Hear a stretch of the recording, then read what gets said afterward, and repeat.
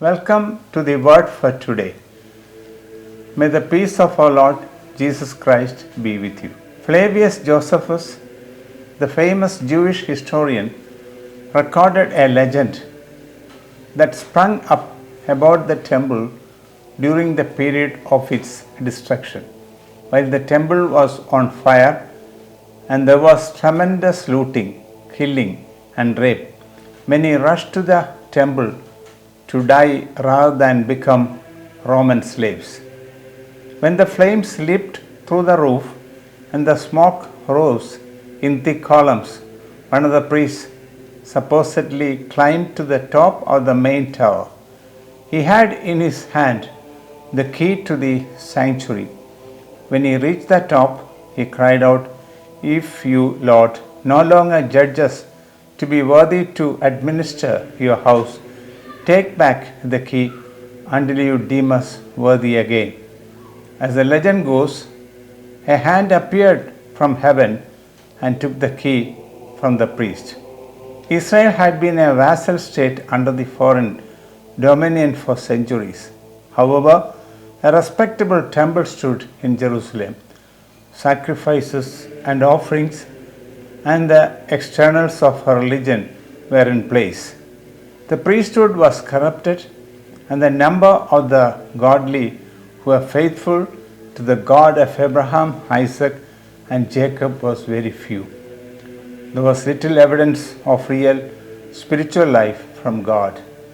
Demonic activity and occult practices were at an all-time high, as the Christian Gospels reveal, and the Jews were not highly regarded by the Greeks and Romans for their religion or for their exemplary lifestyle. The internal politics of a once unified people was divided into factions of Herodians, Hellenists, Pharisees, Sadducees, Essenes, and scribes.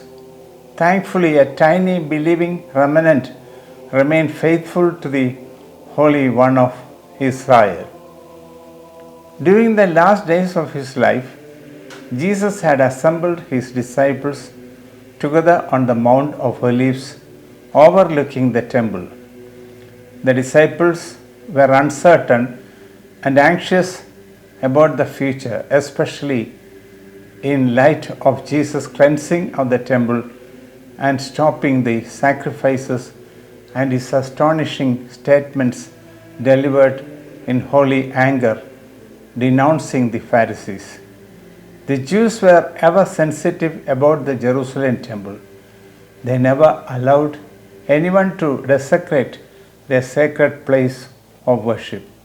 Many pious Jews even sacrificed their lives to safeguard the temple. The temple gold and treasures were always a temptation to the invading rulers. Much blood was shed on the temple premises on account of superstitions, power struggles, and greed for money. The cleansing of the temple was an event with enormous consequences. The disciples opened the conversation by talking about the beauty of the temple and its courts. They were also proud of their temple. They started to realize the consequences of the cleansing outbursts of their group under the leadership of Jesus. They expressed their fears, doubts, and regrets. Then Jesus opened his amazing and detailed reply by predicting the forthcoming destruction of that magnificent building.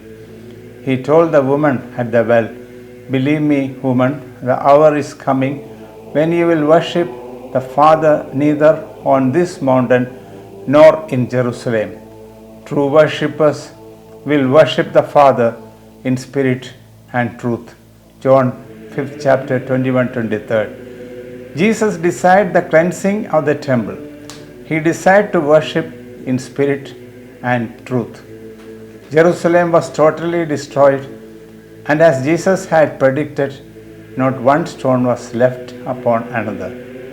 When the temple was set on fire, the Roman soldiers tore apart the stone to get the melted gold. The menorah and vessels were carried to Rome, and the treasury was robbed. As the legend says, the priest realized that they had failed. He realized that the three warring factions of Jews who were at each other's throats paid no heed to the approach of the Romans. He realized that this destruction was the outcome of inner power conflicts and the practice of futile rubrics and offerings. The priest in the legend made a great offering in the temple by returning the keys of the temple to its owner. Will the priest of the present day return keys to heaven to let God begin a celebration of the Spirit and truth, joy and peace in the inner sanctuary of everyone in this world? Give back the key of the temple to God and let Him celebrate.